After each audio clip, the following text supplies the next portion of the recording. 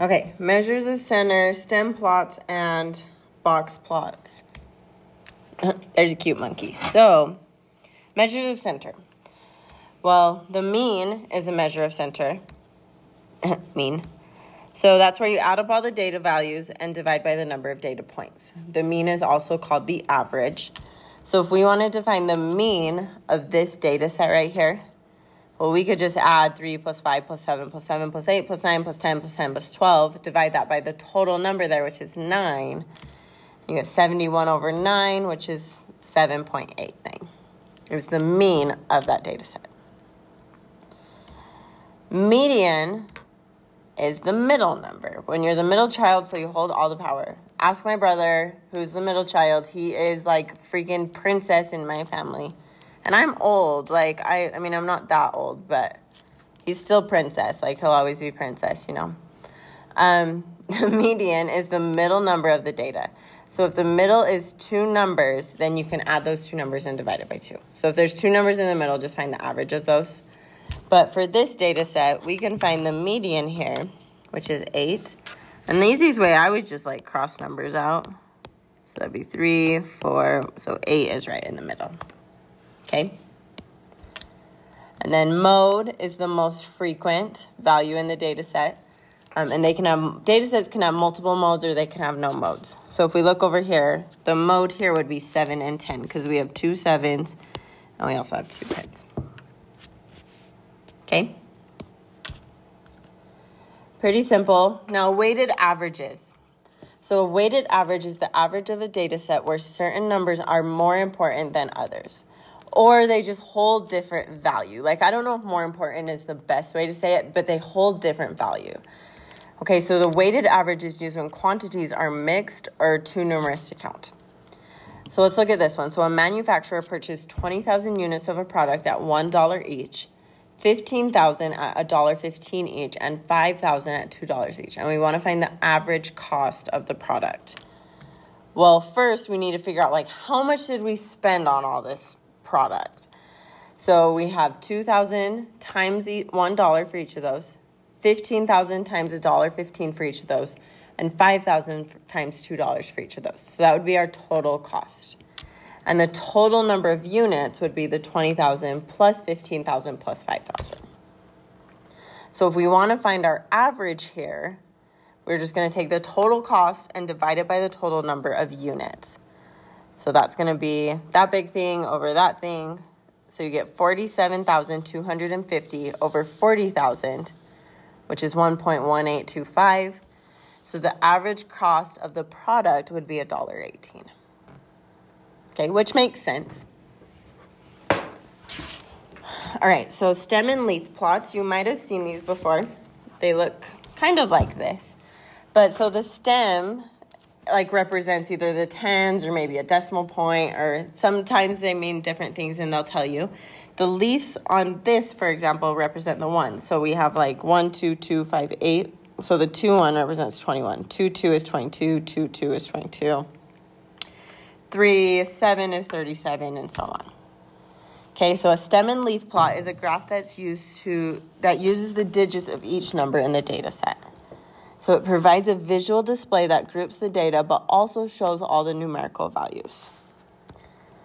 So this example, the following are scores from a chemistry test, and we need to make a stem and leaf plot of, I put stem and plot of the data.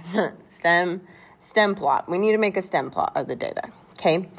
So the stems are going to represent the 10. So that's like, this is representing 30, 40, 50, 60, 70, 80, 90. Okay. So let's look for all our 30s. We have 34 and we have 39. So that's going to be 4 and 9. Let's look for all our 40s. So we have none. 50s, we also have none. 60s, we have 62, 68. So that's going to be 2 and 8. 70s, we have 5, 75, 75, 70, 78, 78, 75, 76.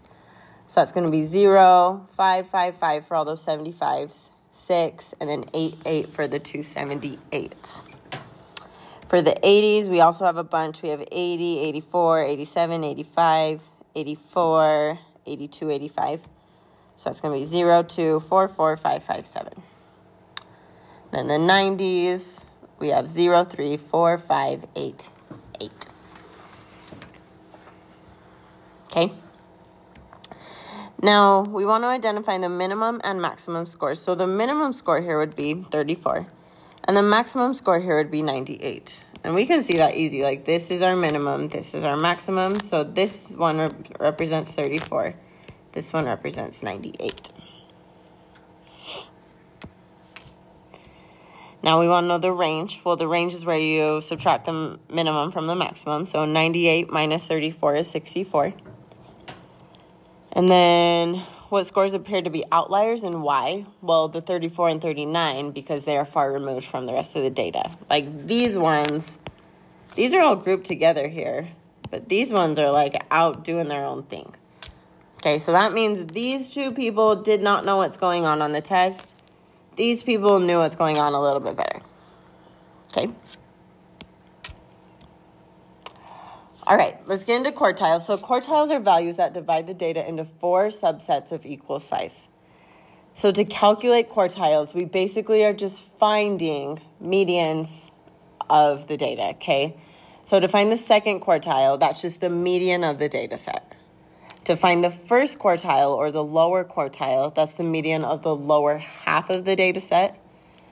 And then the third quartile would be the median of the upper half of the data set. Okay, so given this example, the stem plot below displays the team's batting average of all Major League Baseball teams for the 1995 season. The stem represents the first 2 decimal places of the averages. So, like this number right here represents 0.258. So that means they have a 25.8% batting average, which I'm pretty sure, like, I don't know baseball super well, but I think that's like the amount of times they get on base when they are up to bat. Like, so that team gets on base 25.8% of the time. I think if you're a baseball player and I totally botched that, I sincerely apologize, okay? So let's look at these. So we need to find the median, the first quartile, the second quartile, or the third quartile, interquartile range, minimum, and maximum. So the median, we can just like count these out. So like here, oh, whoops. So here, here, here, here, here. Just keep going.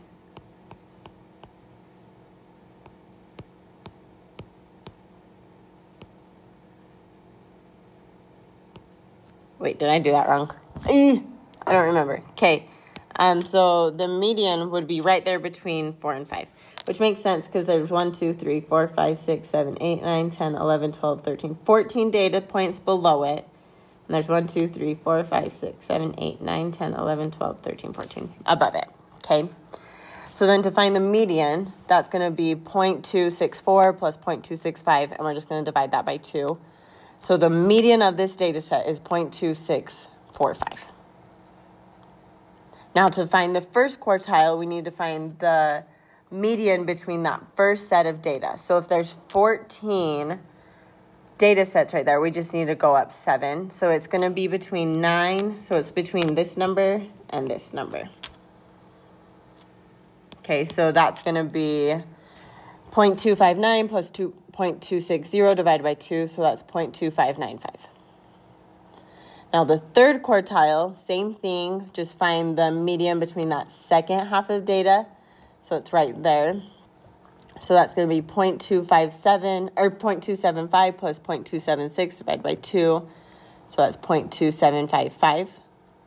Now the interquartile range, we can just subtract those two and you get 0.16. And the minimum here is 0.027 and the maximum is 0.0299. Now we just found 5 numbers, okay? These 5 numbers are called the 5-number summary. And you can use your calculator to find these, and I'll show you guys this in class. But the quartiles together with the minimum and maximum are always called the 5-number summary. And we can make box plots out of this, and we're going to do that in just a second. But let's look at one more thing, percentile, okay? So each of the 5 numbers in the 5 numbers summary is associated with a percentile. So, like, if we look at the first quartile,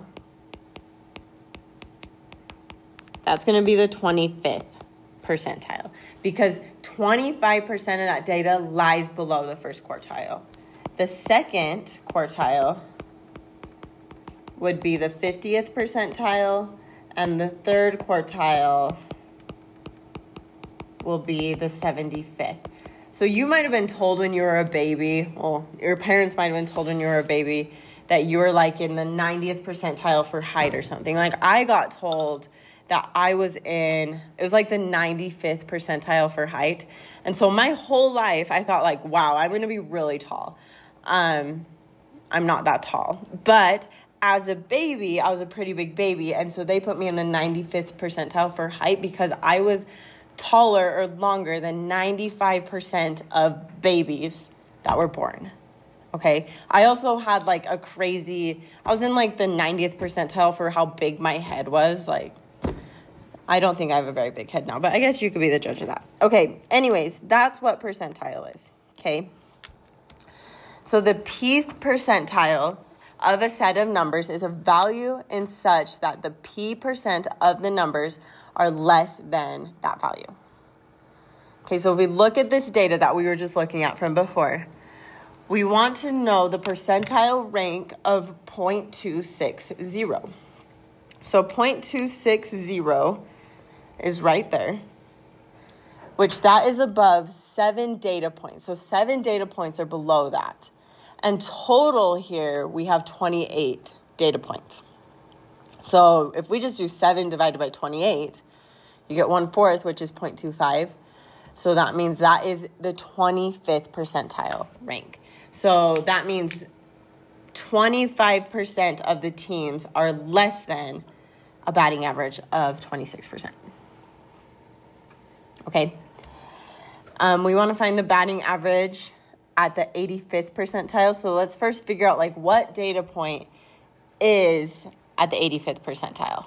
Well, so 85th, that's 0.85, times the 28 data points that we have, that'd be 23.8, which I'm just going to round that up to 24.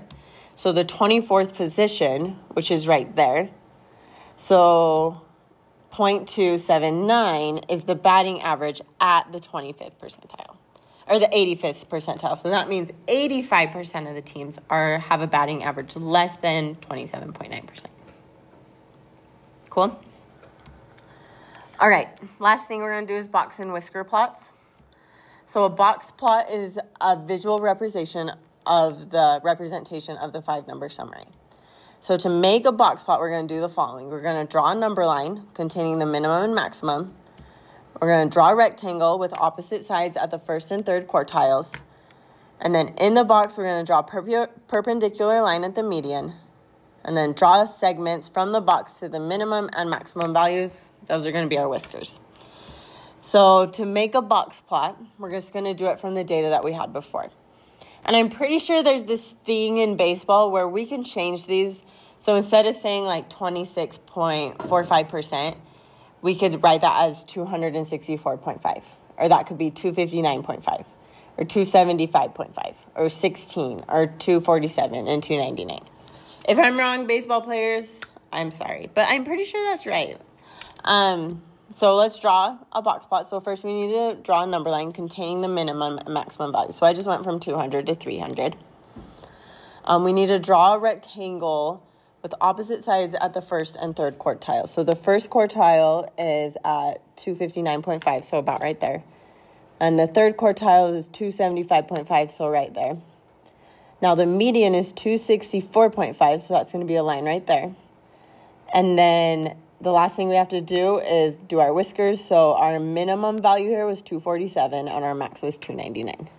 So that right there is our box and whisker plot where this is our minimum. This is our min. This is the first quartile, so Q1. This is the second quartile, so Q2. This is Q3. And this is our max. Cool? All right. I think that is it. Goodbye.